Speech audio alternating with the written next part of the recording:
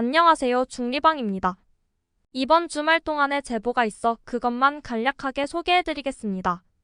정식적으로 공지된 내용이나 문서가 아닌 몇몇 소통 공간에서 개인적으로 나온 이야기들은 사실 확인이 어려우니 참고만 하시어 회원분들이 스스로 판단하시길 바라겠습니다. 어느 내부 사정을 꽤 아는 듯한 회원이 말한 내용이 제보되었는데 굉장히 신빙성 있어 보입니다.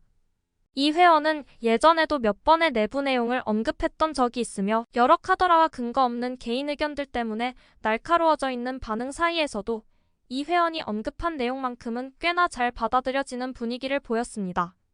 그럼 주말에 언급한 것은 어떤 내용이었는지 살펴보겠습니다. 우선 이상은 회장이 조사를 받고 기소가 된 상황에 가장 걸리는 돈이 있다는데 그것은 11월에서 12월 사이에 진행된 프로모션 때 거둔 선수금이라고 합니다. 프로모션은 지역마다 다르다는 말이 있긴 하지만 내용을 보면 11월 21일부터 12월 4일까지 선수금을 많이 거두면 상금을 주는 이벤트 같습니다. 이 기간에 들어온 돈은 모집 행위를 통해 모은 것이기 때문에 재판에서 굉장히 불리하게 작용한다고 하는데 가맹점 미정산에 대해서도 형량을 줄이기 위해 30%를 지급하여 문제를 없앴듯이 프로모션에 거둔 선수금도 같은 이유로 돈을 돌려줌으로써 재판에서 생길 문제를 줄이려는 것이라고 합니다. 추가로 가맹점 문제는 최소한으로 해결을 했기에 정상금을 더 줄 가능성이 적다고 하네요. 그리고 여름쯤 롤업이 사라지고 출자금으로 불리었던 돈이 선수금으로 바꾼 이유는 회장이 주기적으로 소환되고 조사를 받게 되어 변호사의 자문을 구하면서 향후에 발생할 문제를 줄이려고 했다는 것입니다. 여기서 출자금이란 회사나 조합을 설립할 때 자본금을 지불하여 조합원이 되는 것이고 이로 인해 발생한 수익을 조합원들에게 배당금으로 나눠주는 것을 말합니다.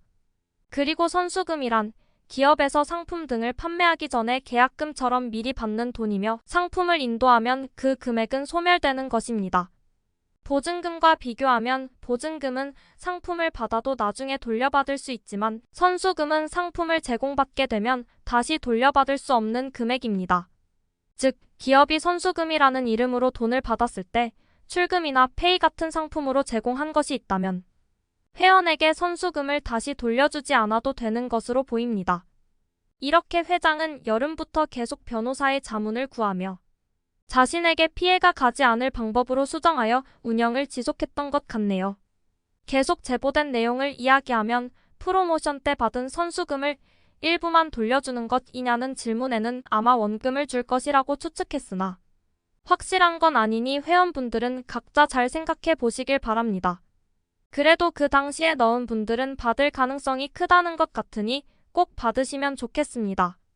그리고 대부분의 다단계 회사가 마무리 직전에 진행했다고 하는 코인에 대해서는 시더스도 같은 방법으로 마지막에 한탕하고 끝내려고 했으나 예상치 못하게 일정이 꼬여버린 것이라고 이야기합니다.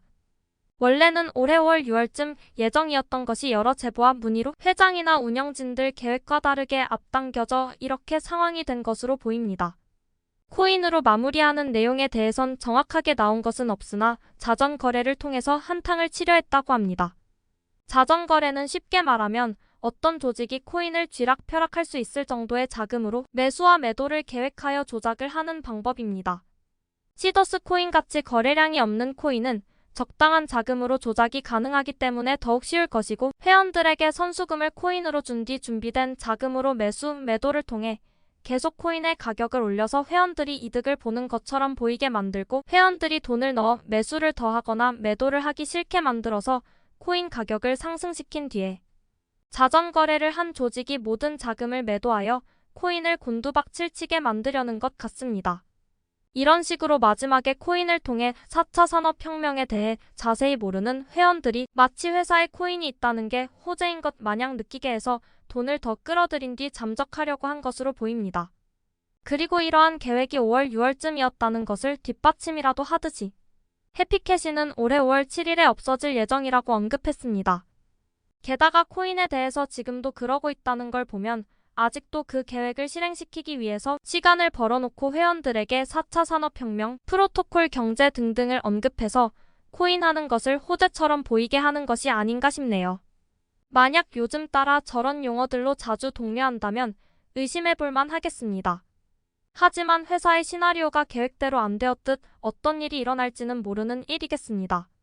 그리고 시더스 커뮤니크는 황금어장을 만났다고 하는데 회원들의 팬심을 이용하여 회사 운영에 도움된다는 명목으로 커뮤니크와 관련된 운영진들의 배만 부르게 되는 상황이라 합니다. 다윈물도 마찬가지로 한 번 더 회원들을 뽑아 먹으려고 한다는 말도 있었습니다. 핸드폰 팔아서 먹고 살던 일반인이 조직에 가입하고 그 팬덤들에게 장사를 하여 갑자기 인생 역전하여 부자가 되는 건데 너무 부럽네요. 회원들은 그것도 모르고 회사를 위한 거다. 바꾸니까 돈을 준다는 등의 말에 속아서 2차 피해를 입고 커뮤니크 대표만 부자가 되는 배 아픈 상황이 되는 것입니다. 잘 생각해 보십시오. 과연 15만 회원 중 일부가 고작 핸드폰을 바꾼다고 회사에게 큰 도움이 될까요?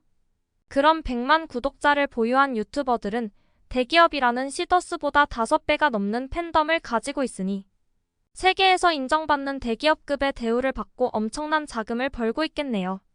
그리고 유튜브가 빅데이터, 클라우드, AI 등등 모든 것을 갖춘 곳이니 시더스보다 빠르게 4차 산업혁명을 이뤄내고 있기 때문에 여기에 투자를 하는 게 더 효과적이라고 보시면 됩니다. 그 다음, 회장의 혐의에 대해 이야기하는데 이 부분은 제가 회장의 구속 상황 영상에서 다뤘던 내용에서도 나왔듯이 추가로 혐의를 하나씩 추가시켜 계속 기소하여 재판이 엄청 오래 간다는 것입니다. 게다가 지금은 방문 판매 법률 위반에 대해 기소가 된 것이라 해도 결국 폰지 사기의 혐의도 추가되어 죄가 하나씩 늘어날 것으로 보입니다. 그리고 이런 상황이 될 징조가 9월부터 보였다고 하는데 그때부터 회사의 핵심들이 사라지기 시작했다고 합니다. 그 핵심은 손땡땡 포함 관련된 사람들이며 손땡땡은 다단계 회사 출신이라고도 합니다. 그 외에도 내부 사정을 잘 아는 듯한 내용들이 쭉 나오는데 이런 걸 알고 있다는 걸 보고 회원들이 굉장히 신뢰성 있는 정보라고 보는 것 같네요. 이 내용들은 화면으로 보여드리겠습니다.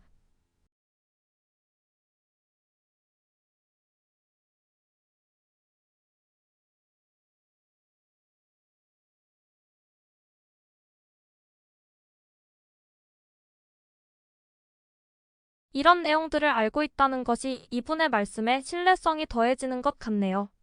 다음 내용은 회장의 접견 태도에 대해서 말하는데 접견을 누가 하러 오느냐에 따라 굉장히 다른 태도를 보인다고 합니다. 팬덤 대변인에서 오면 눈물 흘리는 모습을 보이고 실무자가 오면 냉혈한이 되어 현실적인 모습을 보이는 것 같은데 이렇기 때문에 팬덤 비대위도 속고 있는 게 아닐까라는 생각이 듭니다. 이어서 팬덤 비대위에 대해선 속고 있는 걸 수도 있고 포장을 하고 있는 걸 수도 있다고 말을 하며 팬덤 비대위는 상황을 제대로 인지할 능력이 안 되고 결정권을 가질 권력도 없으니 믿지 말라고 합니다. 그리고 그 비대위 배후에는 소땡땡이라는 폼장이 있는데 이 사람의 야망과 맞물려 있을 것 같지만 자세히는 모르겠다고 모든 이야기를 마쳤습니다.